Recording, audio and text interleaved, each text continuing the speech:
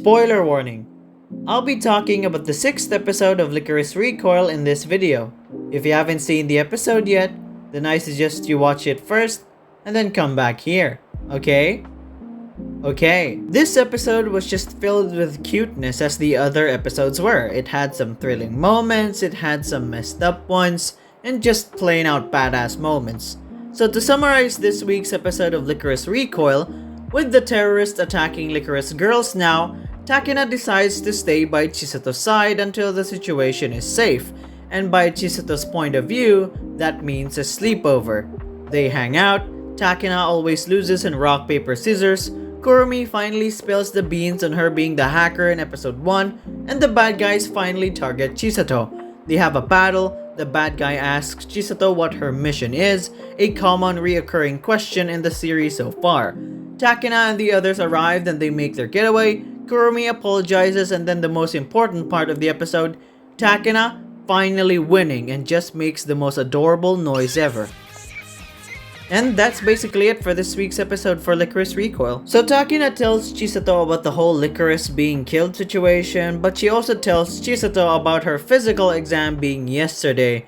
And as we see here, she still seems to avoid it, which is pretty consistent since in episode 3, she gave us the very same reaction or response when it came to that. So I just like that detail very much. Speaking of details, I really appreciate how Takina still has the bandage from her wound at the last episode gunfight. Like, I really love how consistent the details are. They really put a lot of care and attention in this show and I am loving it.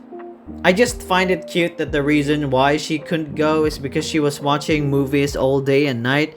I see Terminator, The Matrix, and what I think looks like John Wick. I'm not entirely so sure about that. But when Takina arrives, she explains that they need to do everything together as she will be staying by CHISATO's side. And of course, she thinks of it as a sleepover and the look on her face was just so adorable. Then we get a house tour. Takina's fascination of a professional's room was very cute, and the fact that CHISATO's room was downstairs just dumbfounded her. Takina's reactions are so precious, I swear to God. And when they were dealing on who does what chore, I really love CHISATO's reaction here. It really brought a chuckle to me. It was something CHISATO would actually say in the moment, and because of that, I was just filled with cuteness or wholesomeness. This entire series has been nothing but cuteness, and it just has some dark elements to it. Then Takina does rock paper scissors might be good, and I just love how flexible she is now when it comes to CHISATO's personality. Since it sounded boring to her, Takina would just have to find a way to make it interesting, and that she did. I just really love CHISATO doing the peace sign at the last part, and then just hearing Takina's confused reaction, that was very good. And of course, later on, we get an explanation from Mizuki that CHISATO is just too OP.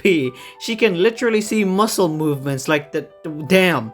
So of course, Takina loses, and I love CHISATO's smug face at the back just chillin', while Takina's reaction was just pure amusing. There were moments as well in the episode, like I said, that were just pure cuteness. Like when Kurumi said they'll simply hack into DA for information and she just yeets out of the room.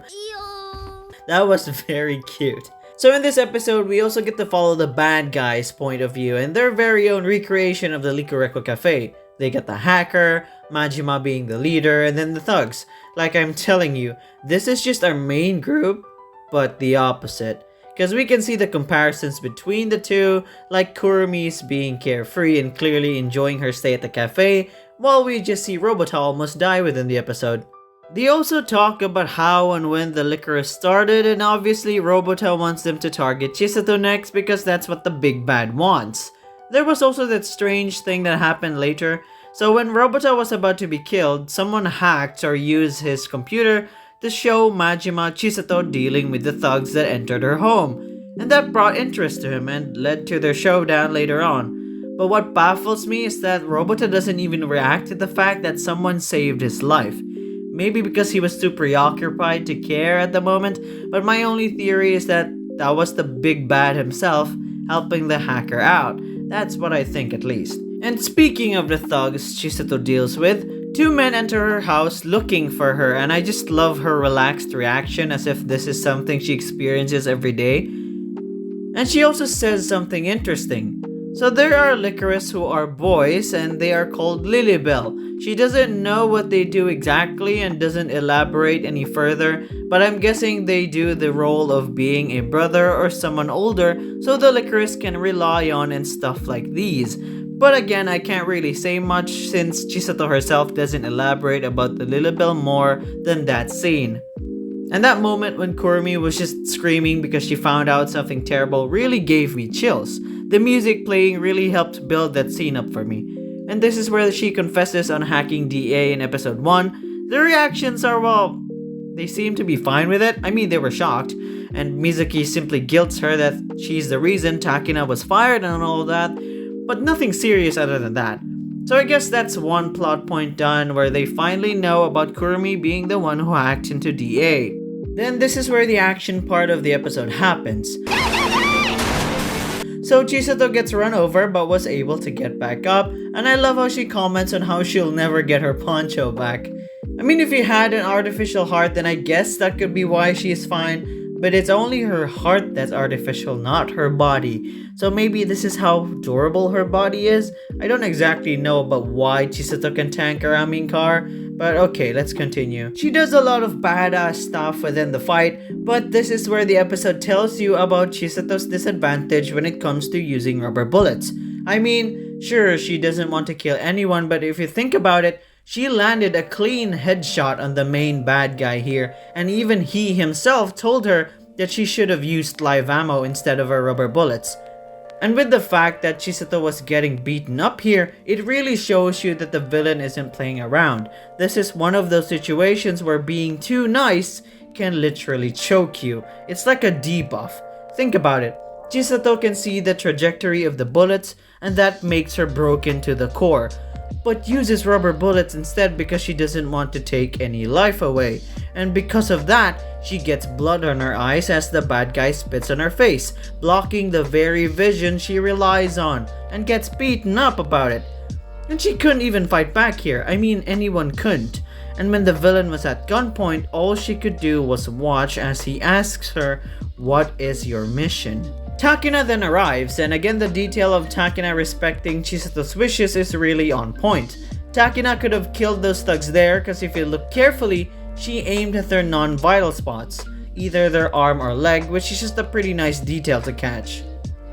I just love it when Takina was the last one to enter the car and we just see CHISATO, Mika, and Takina all clumped together, wanting space. That was really funny to me. Of course, they make their getaway and we then move to Kurumi apologizing to Takina. I mean, it ended the same way as I thought it did, but I just love CHISATO telling Takina whether they should beat her up, with a smug look on her face as well. But Kurumi apologizes genuinely and Takina accepts it, and all is well. And again, another contrast between the two groups. We just saw Walnut or Kurumi on her knees, while we then see Robota on his.